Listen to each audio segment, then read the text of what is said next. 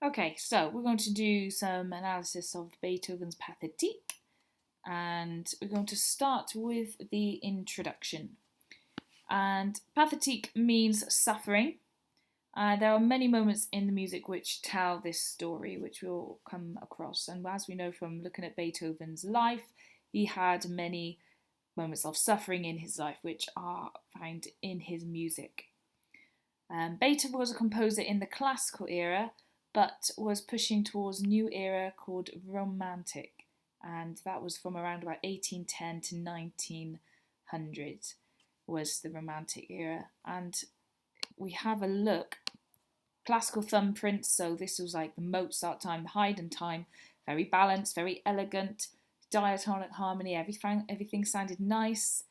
Simple melodies, quite ordered, not showing much emotion, but Beethoven really pushed the boundaries of classical thumbprints. He didn't stick to just classical. There are classical elements in Beethoven's music, but he did start to add passion to his music, very dynamic, loads of thick chords, some dissonance, really wanted to make his music emotional and to kind of tell a story. And we'll be finding all those romantic thumbprints as we listen to a piece. So let me just get back to the analysis. Here we go. So I'm going to start with the introduction, play a little bit first, and then we'll go through these bits of analysis. You should have this sheet and a word bank as well, which you can use to help you fill in these missing blanks. So let's have just a little quick listen. See if you can follow along with the score.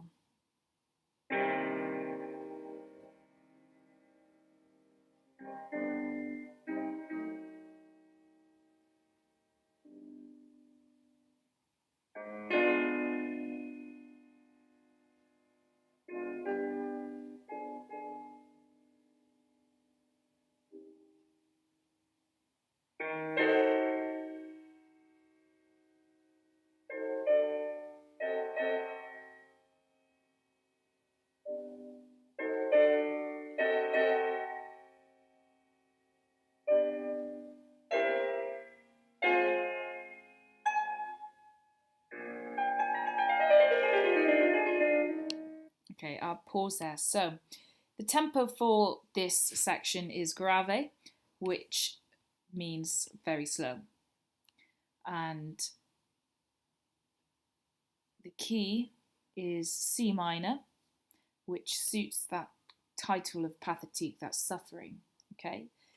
The whole structure of the piece is in sonata form, and we'll have a look at each section individually, but if I just remind you of a biscuit lesson what sonata form is in the different sections, we'll just have a look at the introduction first of all.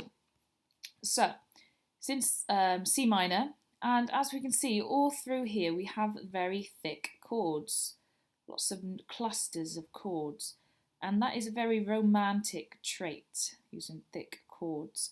And these thick chords are dotted with chromatic notes. You can see there's flats, naturals, sharps.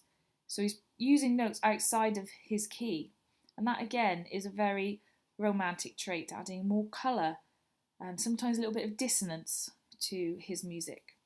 So obviously it's played on solo piano, and the instrument was known as a forte piano. And this was new development in the instrument, meant it could play all kinds of dynamics and had a sustain pedal. And Beethoven really pushed it to its limits. You can see, looking at all these dynamic markings. If we looked at Brandenburg by Bach, we would not see all these dynamic markings at all. That was done on harpsichord. Harpsichord didn't have the ability to do so. And even if we look at a piece by Mozart, we wouldn't see this extreme dynamic range. F to P straight away, forte to piano, loud to soft. Sforzando here, very suddenly loud, and then down to piano straight away. Extreme dynamics. So Beethoven really pushed the limits of this development of the forte piano. And that extreme dynamics also was a romantic trait, demonstrating lots of different emotions. The rhythms we find dotted rhythms, and they really add to the angst. So dum, da dum, da da da. So long, short, long, short, long, short. If it wasn't dotted rhythms, would it have the same effect? It would be dum, dum dum dum dum dum, rather than dum da dum da da da. A bit more dramatic as to the angst.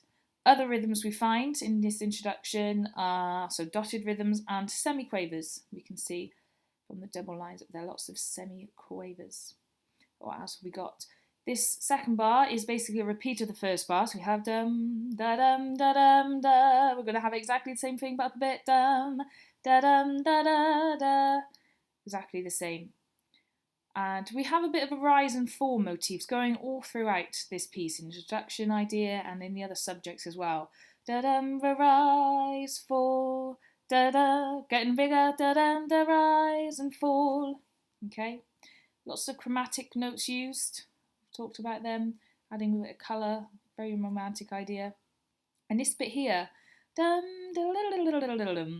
very virtuosic piano writing, very difficult to play and showing off Beethoven's talents as a pianist. Dynamics in this piece are very extreme, and this is a characteristic of the Romantic era. So have a listen again to that little section, see if you can notice all the things we just talked about.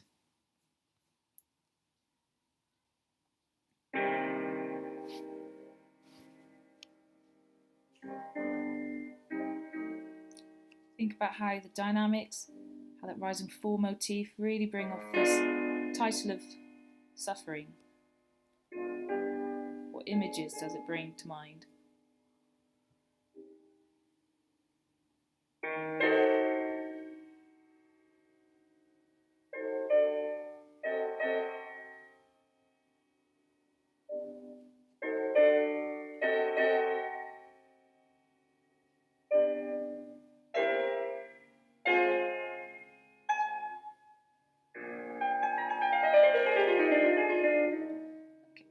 Let's carry on.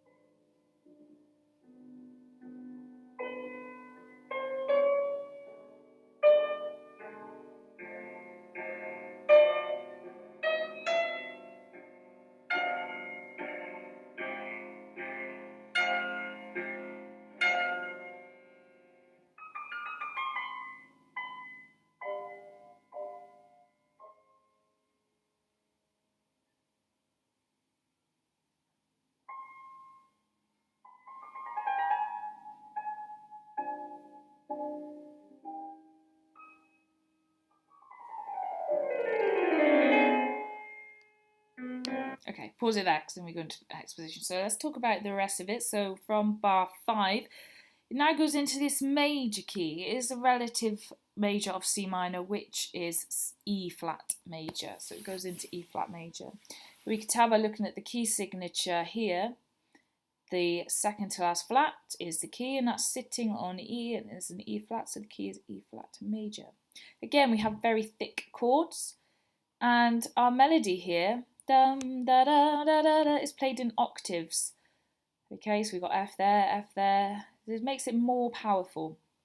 Dynamics are still very extreme. It becomes a little bit more lyrical here, a little bit more sweeter. Then suddenly this doom, the suffering comes back in, a little bit sweeter, and then doom, suffering comes back in with these big thick chords lower down.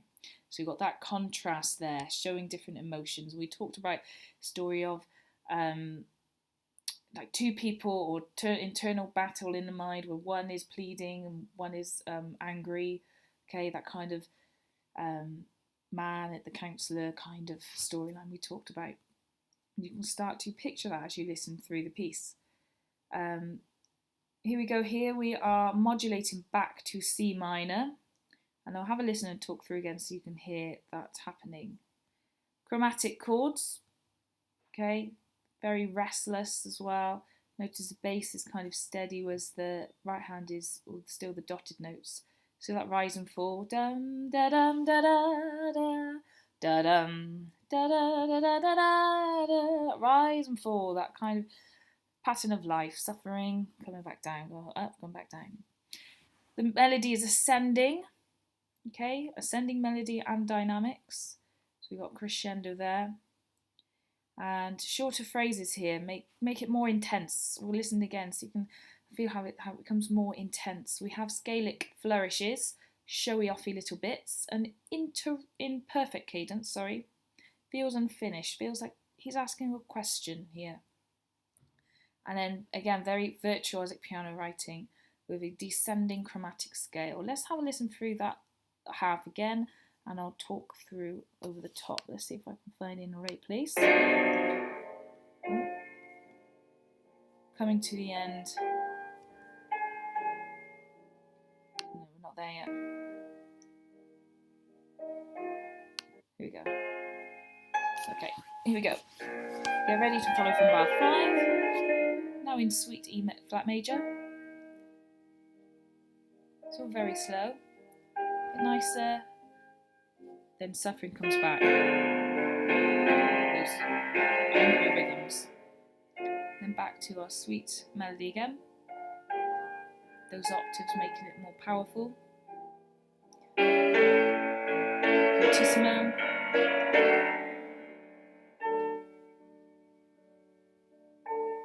The melody keeps getting higher and higher. You're thinking, how high can it go? Shorter phrases.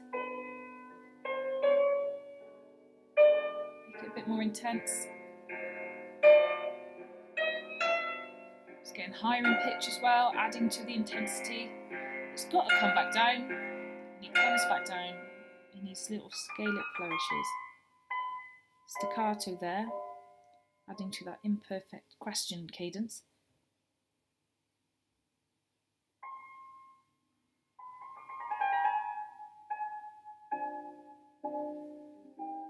And then we have a nice virtuosic descending chromatic scale to finish off the introduction and then going into the exposition.